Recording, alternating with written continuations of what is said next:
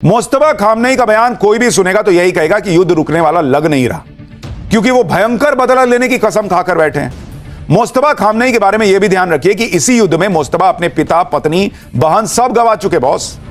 यानी मुस्तफा के पास खोने को कुछ नहीं है और अब मुस्तफा खामनेई बदले की आग में धधक रहे हैं। खामनेई ने अपने परिवार को लेकर कहा कि मेरे पिता के अलावा जिनकी मृत्यु एक सार्वजनिक मुद्दा बन गई है, मेरी प्रिय और वफादार पत्नी जिनसे मुझे बहुत उम्मीदें थी, मेरी बहन जिसने अपने माता पिता की सेवा में अपना जीवन समर्पित कर दिया और अंत में अपने छोटे बच्चे के साथ शहीद हो गई, और मेरी दूसरी बहन के पति जो एक समझदार और नेक इंसान थे, ये सभी अब शहीदों के काफिले में शामिल हो गए। मुस्तफा खामनेई जिस बदले की बात कर रहे हैं, ईरान की सेना वही बदला ले रही है। भाई ईरान को दिख रहा है कि हम नहीं मारेंगे तो हम तो मर ही रहे हैं।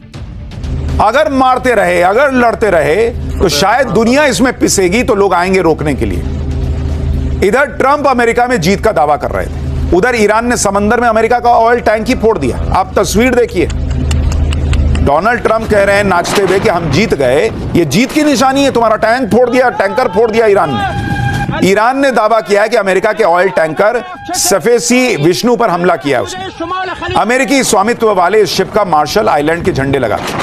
IRGC नेवी ने कहा कि पर्शियन गल्फ के उत्तर में यह जहाज था। जहाज को लगातार वार्निंग दी गई, जब वो नहीं माना तो उड़ा दिया।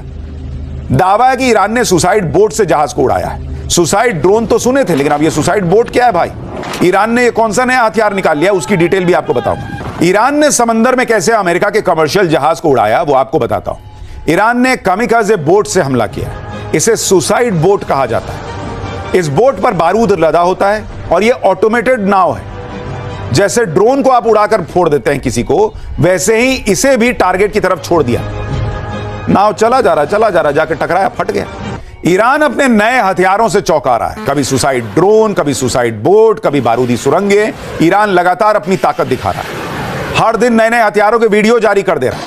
ईरान बता रहा है कि वो कैसे अपने दुश्मनों पर ड्रोन से हमले कर रहा है, मिसाइल से हमला कर रहा है। इस हमले की टाइमिंग बहुत इंपॉर्टेंट है, क्योंकि अमेरिका पूरा जोर लगा रहा है कि किसी तरह स्ट्रेट ऑफ हॉर्मुज को खोल दिया जाए, लेकिन ईरान समंदर में जहाज उड़ाकर मैसेज दे रहा है कि स्ट्रेट ऑफ हॉर्मुज से कोई समझौता नहीं होगा, वो नहीं खुलेगा, जो आएगा उसको मार देंगे। ईरान ने धमकी दी है कि पर्शियन गल्फ और स्ट्रेट ऑफ हॉर्मुज में जो जहाज है वो रिस्क लेने की गलती ना करें।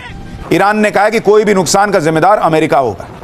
यह हमला ऐसे वक्त में हुआ है कि इसके कुछ ही घंटे पहले ट्रंप ने कहा था कि ऑयल टैंकर्स को वहां से गुजरना चाहिए।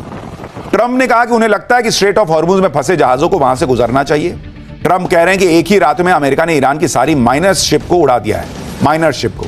यानी ट्रंप एक तरह से भरोसा दे रहे थे कि अब वो ईरान की कोई माइंस शिप वहां पर है ही नहीं, जाओ तुम चलो आगे बढ़ो। कौन लेके जाएगा जहाज बॉस? जहाज फटेगा वो मरेगा, ट्रंप थोड़ी कोई नुकसान झेलेंगे। इसी वजह से कहा जा रहा है कि क्या ट्रंप की एक बेतुकी सलाह की वजह से कई जहाजों को नुकसान उठाना पड़ा। पहले 9 मार्च को डोनाल्ड ट्रंप ने कहा था कि इन जहाजों को स्ट्रेट ऑफ हॉर्मुज से गुजरना चाहिए, कुछ हिम्मत दिखानी चाहिए, डरने जैसी कोई बात ही नहीं है। ईरान के पास कोई नेवी नहीं है, हमने उनके सारे जहाज डुबो दिए। जो गए उनके साथ क्या हुआ देखिए। ट्रंप को इतना भरोसा है अपनी सेना पे तो खुद एक जहाज पर बैठे और स्ट्रेट ऑफ हॉर्मुज से गुजर के दिखा दें। लेकिन पिछले 24 से 36 घंटे में ईरान ने स्ट्रेट ऑफ हॉर्मुज और उसके आसपास के इलाके में जहाजों को उड़ाकर ट्रंप के दावे की हवा निकाल दी। ट्रंप तो कह रहे हैं कि ईरान की नेवी खत्म हो गई, तो फिर यह हमले कैसे हो रहे हैं? यही वजह है कि हम कह रहे हैं कि आज की तारीख में ट्रंप की बात पे कोई ढेले भर का भरोसा नहीं कर रहा।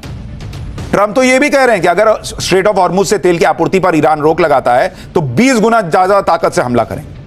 ईरान पैरों पर खड़ा नहीं हो पाएगा, लेकिन ईरान तो ट्रंप की धमकियों का लोड ही नहीं ले रहा।